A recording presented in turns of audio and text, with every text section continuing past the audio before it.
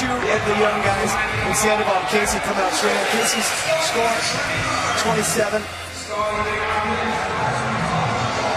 Well, that's Casey on the left, and it is right. And now Scotty Kramer on the right in the middle of his first run.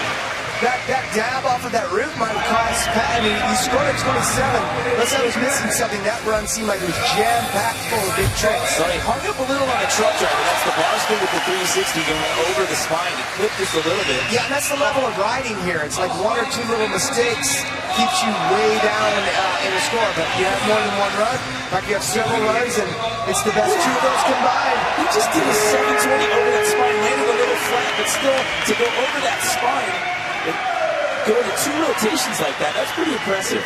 Yeah, it's and the fact that it is solid concrete makes it a little gnarlier. Coming down the step down here. Yeah, slow love him. Perfect landing on this flip. Can't ask for more than that.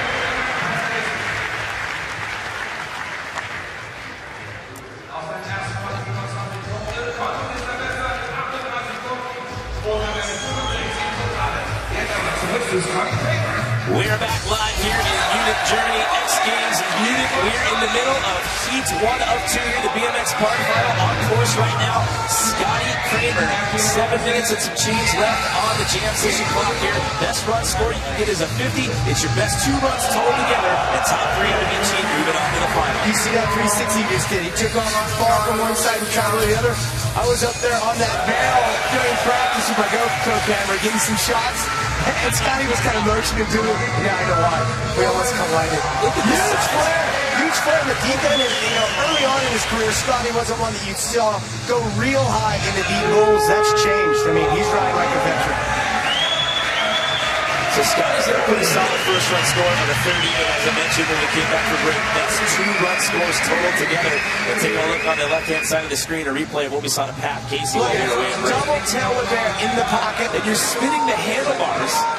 What you're not getting, he's going into vert. It's not like it is a casual undervert mini ramp where you can just catch a little bit of the coping and be all right with it. He'll get sent over the bars if he doesn't do it perfect. And we saw that. Scotty Kramer here, looking like he's ready to attack the roof of the Bavarian house. Drop it in. Into the deep end. Yeah. Drew had that line earlier as well. Downside whip there over the hip. This is a good flowing run. Coming up on the 10-second mark left here for this opening run as he goes back into the deep end with a big flare. Yes, he watched that because he was generating speed, and Scotty is looking like he's blasting these deep sections higher than he used to. And that reflects well. That was a big finish there. You see Drew getting worked on there. And one of the trainers looking like an issue with that left shoulder. That was a good knock that he took coming down from that drop in for the bar spin. Well, look at Scotty Kramer got a 41. That was the highest single run score that we saw at a meet or two of our opening heats. Well, that was the question I was about to ask you. The way the body positioning was, do you think he wanted the bar spin and then just I think he did. Make it happen? Yeah. Look at his body position. He was leaned back. He was going to throw him. See, he just straightened his arms out. Did you see that one-handed whip by Scotty? I mean, it wasn't on the biggest obstacle on the course, but it was really stylish and perfect.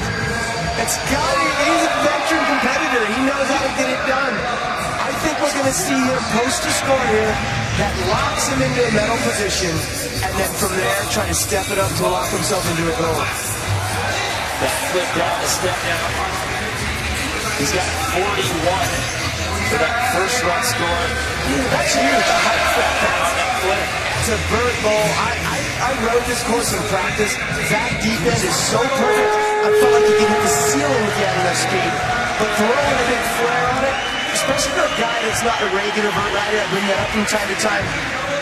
Some of the park guys are learning how to blast these things like a vert rider does. That looks like a perfect flare on a vert ramp. And it's up in the ante to do it into like concrete.